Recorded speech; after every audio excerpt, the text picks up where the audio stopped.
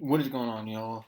It is your role model of the IWC Gamers Goons. Sorry about the messy hair. Sorry if I drink a lot of water during this. I just got back from the gym, and quite honestly, to be honest, I do not care very much about this Survivor Series card. Now, me and Indigo Uchiha, we did make a video on his channel, so go check that out. Well, we kind of talked about it. This is an embarrassment to the Big Four. Um, I'd like to call it the Big Five. Money in the Bank to me is a bigger show. Is considered part of that. I would say it's the Big Five. But the last 2 years with Survivor Series, it's been lame. It's been fucking lame as shit. Ever since they really haven't had a good Survivor Series. The last good one I think they had, I actually was in. It was in Chicago. NXT participated in 2019, and I was starting to think maybe we're on a good path for NXT. Maybe we're on a good path for the WWE. Maybe we're just on a good path.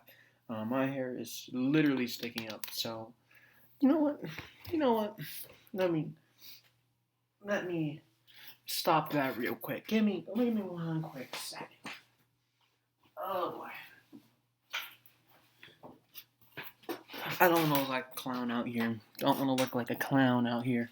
So, you're not going to be sitting there talking about my hair the entire time. Because I fixed it. There you go. There you fucking go. But Survivor Series. What is there to say about this card other than it sucks? There's literally nothing of meaning on this card. It is literally basically a normal episode of Raw. No meaning whatsoever. Nothing is important. The only story really here with any of these matches is the fact that it's brand versus brand. There's nothing on the line. I've been saying it the last few years with Survivor Series. Why don't we have a legitimate draft? And the winner of the Survivor Series in total gets the first overall pick in the draft. And instead of doing um, the splits where anybody can be drafted, whatever. Instead of doing that, we have let's make it sports oriented. Let's have I'm just speaking out my ass right now because this ain't ever gonna fucking happen. It's a great idea to think about, but it's not gonna fucking happen. I don't even know why I'm wasting my breath. But here's the idea: we do it kind of like sports. You get drafted, you're there for a certain period of time, whether it's 2-3 years, you're there. Once you're there, you either have the chance to re-sign with Raw or SmackDown, or you go on the free agency market, go to the other brand. But you should come up from NXT, or if your contract comes up, you can enter the draft. There should be some sort of method that can at least allow the Survivor Series to have meaning. Because the Survivor Series has no meaning. It is brand versus brand and something that does not matter. It does not matter. There's nothing on the line. It literally, if you're watching this show, you're watching it purely out of either boredom, because you don't have anything going on, or you're watching it because you're committed to the product. Something, thankfully, I have not been lately. You know me. There was a good period of time where I continued to put myself in the situation of watching the show each and every week. That was a bad time. The show got worse and worse and worse each week. And I'm thankful I'm not doing that anymore. I'm thankful I'm not doing that. I know my good friend Joseph Conlon, the owner of the Big Fight Field channel, he stopped watching Raw on a regular basis. I know my boy Indigo, he's stopped watching Raw completely. I know Cameron Johnson, shout out to him. He's slowed down on his watching of the WWE. The WWE right now is at the lowest it's ever been. They can sit there and brag about the money they make due to the Peacock deal, due to the Saudi deal, due to the NBC, due to any deal that they have. Whatever deal they have, they can sit there and they can brag about it. They're making record profits, right? Today showed you that doesn't mean anything. That does not mean a damn thing.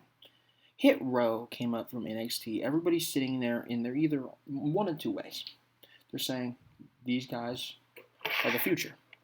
Could they have been? Yes, they could have been. And people like me were saying, it's way too soon. The only person that's ready is Isaiah Swerve Scott. And do you want to know what happened today, a few hours ago? Sean Ross Sapp tweets out that Hit Row, that's right, Top Dollar, the one that was talking shit on Twitter, he, along with Swerve, along with all of Hit Row, BFAB is already gone, but all of Hit Row is gone. They're gone. Drake Maverick, he's gone. Who else was gone? Tegan Knox. Tegan Knox. How are you going to let Tegan Knox walk? Just think about that. Tegan Knox can go in to AEW. She can go into Impact. And she's going to pull the Deonna path. Mark it right now. Mark it down that I said it. She's going to pull the Deonna path. She's going to come in and she's going to be one of those people that WWE never gave a shot. But she is going to kill it on the independent scene, whether that's the route she takes. She's going to kill it in AEW. She may be the next Tay Conti in AEW. Obviously, we know how great Tay Conti's gotten in her period of time being at AEW. Maybe she takes the Deonna path and goes to Impact and becomes the top face there. I could definitely see that happening for Tegan Knox. But Tegan Knox is somebody that I don't know how you let go. Swerve Scott, somebody I don't know how you let go. Top Dollar, you shouldn't talk shit, my guy. You shouldn't talk shit. You already burned your bridge with AEW. You're not going to AEW now. You're not in the WWE. You might get a shot at Impact. You might get a shot in the independent scene. To be honest, I'm not losing sleep over you. People that disrespect the business, I don't necessarily want them to lose their jobs. But I don't feel bad when I'm sitting there thinking about where they could go, and I'm saying, well, you're not going to go to AEW. You're not going to go to this place. You're not going to go to Impact. You're not going to go there. I don't feel bad if you disrespect the business. Braun Strowman, same way. Yeah, it sucks you lost your job. I hope you can find work. But I also hope that your work isn't involved with the group you disrespected. You disrespected them. You did that. You made that decision. So when AEW's sitting there and they're looking at the free agency market and they're thinking maybe we should bring in Swerve Scott, maybe we should bring in BFAB, give her a shot, maybe we can bring in anybody, whether it's anybody on the roster. I don't think you're getting the call, Top Dollar. I don't think you're getting the call. Shane Thorne got released. Does that matter? Not really. Ashante Adonis got released. And for the first time in forever, fucking Jackson Riker got released. We've been calling for his release for the last 3 budget cuts. This guy's finally gone. There you have it. They claim record profits, right? They claim record profits, and then they come on there and they give you shit after shit after shit that does not matter. It's embarrassing. They could make a lot more money than what they're making. We ain't even started talking about SummerSlam. Let's start talking about SummerSlam. Let's start it off with this bullshit brand versus brand 5-on-5 Survivor Series match that has been ingrained in the Survivor Series ever since the brand split. The Raw team is Bianca Belair, Rhea Ripley, Liv Morgan, Carmella, and Queen Zelina Vega. Just Zelina, I guess. Going up against Team SmackDown, Sasha, Shayna, Shotzi, Natalya, and we did not know who this was going to be. I don't think we knew who this was going to be on Indigo Show. But this has been determined to be Toni Storm. And I kind of mentioned this. What the fuck are they doing with Toni Storm? Toni Storm should not be a replacement in a Survivor Series match. Toni Storm should have a legitimate story, and she shouldn't even have to be in a 5-women match on Survivor Series. She should be in a main story. She should be going up against somebody of anybody's stature.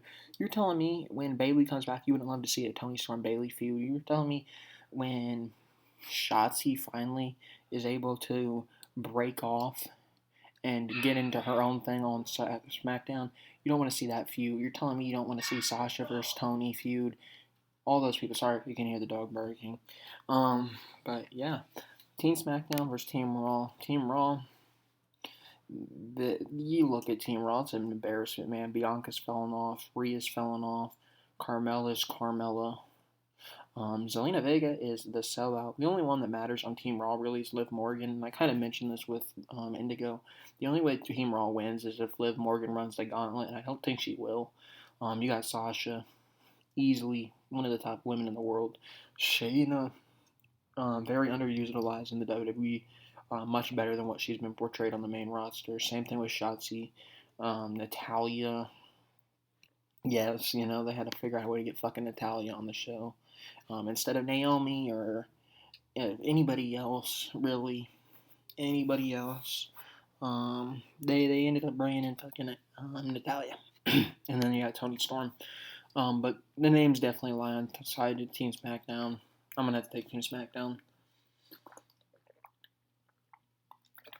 And then you got Team Raw on the men's side.